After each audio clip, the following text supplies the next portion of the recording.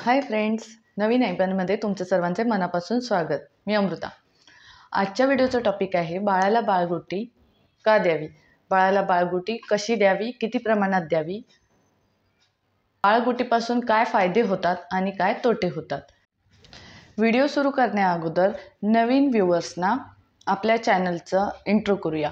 नवीन ऐपन हे चॅनल पूर्णपणे ज्यांना लहान बाळ आहे किंवा ज्या लेडीज प्रेग्नेंट आहे त्यांच्यासाठी डेडिकेटेड आहे. आपल्या चॅनलवरती बेबी केअर आणि प्रेग्नन्सी केअर टिप्स शेअर केल्या जातात. त्यामुळे तुम्हाला जर लहान बाळ असेल तर तुम्ही हे चॅनल आत्ताच सबस्क्राईब करू शकता.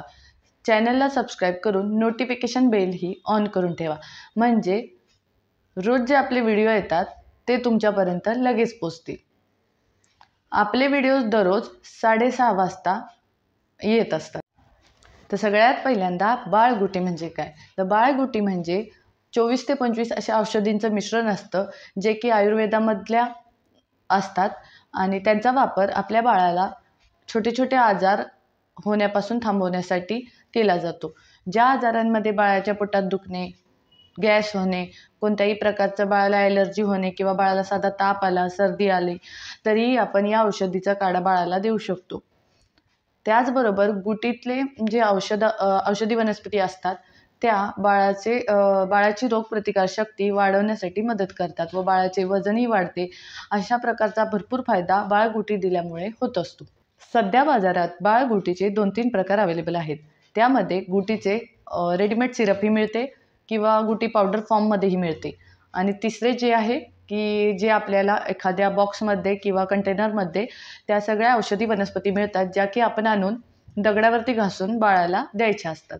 तर या सगळ्यामध्ये जो तिसरा प्रकार आहे तो सेफ आहे, कारण सिरप बनवून ठेवलेले असते. त्याच्यामध्ये ऑब्व्हियसली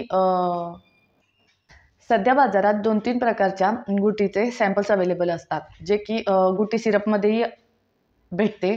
दुसरा जो प्रकार आहे तो गुटी पावडर फॉर्ममध्ये असते आणि तिसरा जो प्रकार आहे त्यामध्ये औषधी वनस्पतींचा एक डबा किंवा कंटेनर मिळतो, घरी आणून उघडून बाळाला द्यायचा असतो.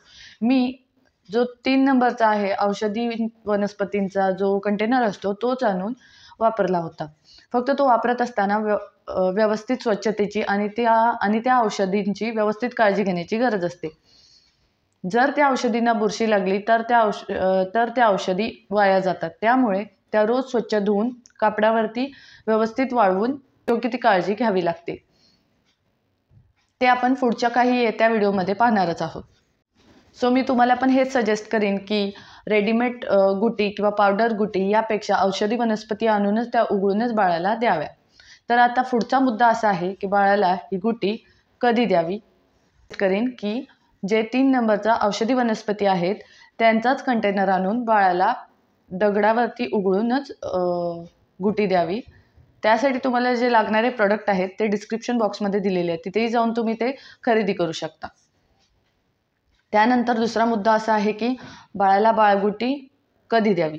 तर कोणताही पदार्थ, जसं की आपण बाळाला 6 महिन्यानंतर कोणताही पदार्थ देत असताना तो सकाळच्या वेळी देतो, त्याचप्रमाणे बाळाला पहिल्यांदा गुटी देत असताना ती सकाळच्या वेळी देऊन बघावी. गुटीचं टायमिंग हे ठराविक असावं. बाळाने दूध पिऊन ते पचवलेलं असावं आणि त्याच्यानंतरच बाळाला गुटी द्यावी. सुरुवातीला बाळाला गुटी देत असताना 1 ते 2 थेंब दिली गेली तरी चालेल. गुटी बाळाच्या महिन्यानुसार त्याचे वेढे वाढवत न्यावे. जायफळ आणि वेखंडाचे जे वेढे असतात ते 4 ते 5, म्हणजे बाळ कितीही जास्त महिन्यांचे झाले, अगदी 1 वर्षाचे बाळ झाले तर 1 वर्षा एवढे म्हणजे 12 वेढे घेऊ नये. वेखंड आणि जायफळ याचे वेढे प्रमाणातच घ्यावे, 3 ते 4.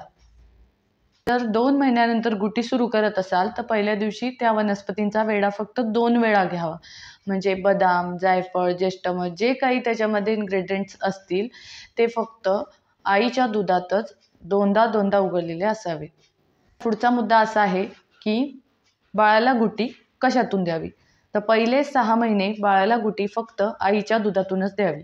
6 महिन्यानंतर पाणी कोमट गरम करून त्या 1 ते 2 चमचे पाण्यात तुम्ही बाळाची गुटी बाळाला उघडून देऊ शकता. तर आता आपण बघूया बाळगुटी दिल्याचे फायदे काय होतात आणि तोटे काय होतात.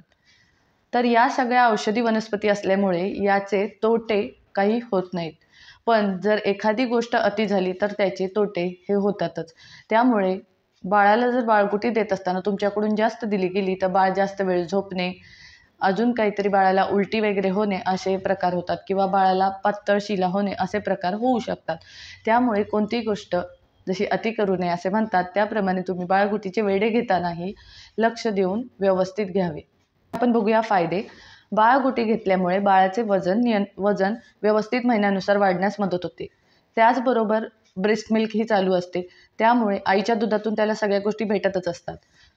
तर गुटीमुळे बाळ सतत आजारी पडत नाही, बाळाची रोगप्रतिकार शक्ती वाढते. त्यामुळे बाळाला सारखं सर्दी होणं, ताप होणं किंवा बाळाच्या पोटात सतत दुखणं, गॅस होणं यासारखे आजार कमी होतात. त्याला शांत झोप लागण्यास मदत होते, बाळ किरकिर कमी करायला लागते, त्याचबरोबर बाळाला भूकही लागते. सो आय होप आजच्या व्हिडिओतून तुम्हाला बाळगुटीबद्दलची योग्य ती माहिती कळाली असेल. जर तुम्हाला काही प्रश्न असतील तर ते तुम्ही कॉमेंट करू शकता. जर व्हिडिओ आवडला असेल तर नक्की लाईक करा, शेअर करा आणि कॉमेंट करा. भेटूया पुढच्या व्हिडिओमध्ये. तोपर्यंत थँक्स.